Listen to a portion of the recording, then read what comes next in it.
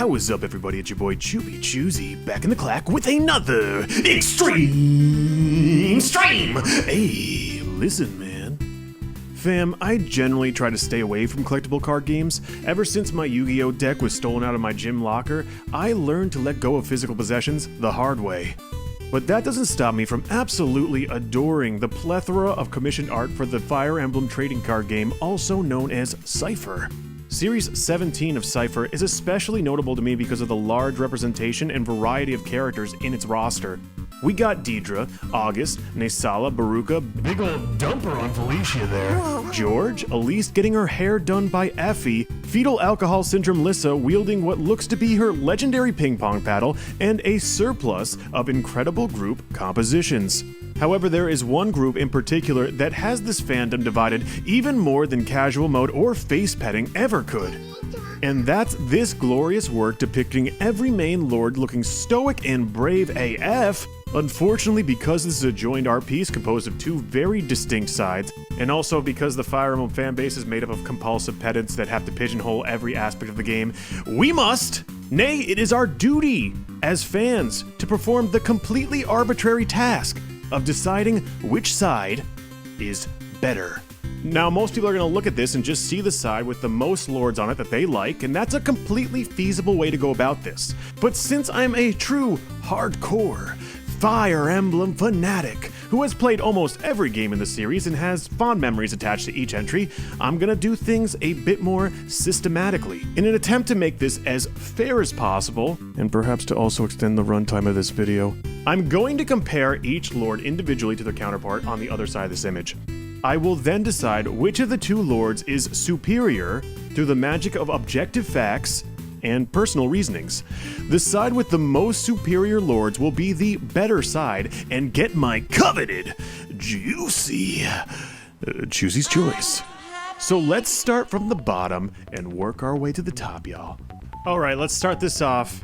Erica and Alphonse. Now, I'm gonna have to level with y'all. I know literally nothing about Alphonse except he has a really cool refine, and he helped me a lot in one of my arena runs, and he's always trying to open the way, which I can really get behind. No, I did not read the story of Fire Emblem Heroes. What do I look like, a fucking nerd?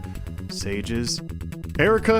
Erica's pretty. I think she's cute. Her route in Sacred Stones is actually criminally underrated. At the same time, it's Sacred Stones story, so I don't really give a fuck.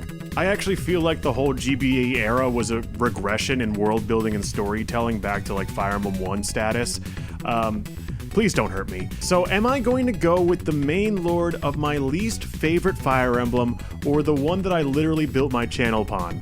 I think the answer is clear. Next, the two focal points of this image crossing swords like real men do, Marth v. Chrom. Come on, guys, did you think I would pick Chrom over Marth? Let's get real here, people. I've never played Awakening. Ha! Roy v. Elliewood, father versus son. Things are about to get a little bit epital up in here. I like Roy's design as a character, and I think the Binding Blade is actually the best looking sword in the series, whereas the Durandal is probably the ugliest. And if I had to pick a favorite GBA game, it would have to be FE6. I also like how freewheeling and open-minded Roy is with his relationships. Older chicks, dragon chicks, Asian chicks. He's even chill about his canonical pairing going off with Gonzalez, either by sheer intimidation of his stature and girth, or maybe out of respect that Gonzalez and Alina's love is sincere, despite the expectations and standards of society. Elliewood, on the other hand, is one of 3 lords from his game, and the only one without a gay pairing. Which is pretty lame, bro. This one is going to my boy. Next, we have Corrin v. Alm. Now I know what you're thinking. Choopi, you're not seriously gonna pick Corrin over Alm. And I wanna coax those fears with the response of course I am, guys. Am I gonna pick a guy who eats whole oranges and raw bags of flour? Fuck no. And besides, the only reason I'm even somewhat notable in this community is for my Conquest of Bridge series, so, Sigurd versus Ike. And finally, we have Micaiah versus... What? Who is that supposed to be? That's supposed to be Leaf? That doesn't look anything like Leaf! Where the fuck is his iconic silver bow? I'm going Mickey. Is it the squad alive? And it looks like we have a winner. Guys, this is my juicy, coveted, Juicy's Choice. Guys, let me know which side you would choose. Your reasonings can be as unreasonable and illogical as my choices. I don't mind. I just want to hear y'all. Are you choosing Team Blue or Team Gold? Don't forget to like, comment, and subscribe. And until next time, stay frothy. Choosy had a hard time choosing which Nintendo characters he liked more. Yeah, and he got pretty emotional about it to boot. Talk about a drama queen. You know, sometimes it can feel like you're completely alone in a bad situation. Almost as if nobody in the entire world could possibly understand what you're going through.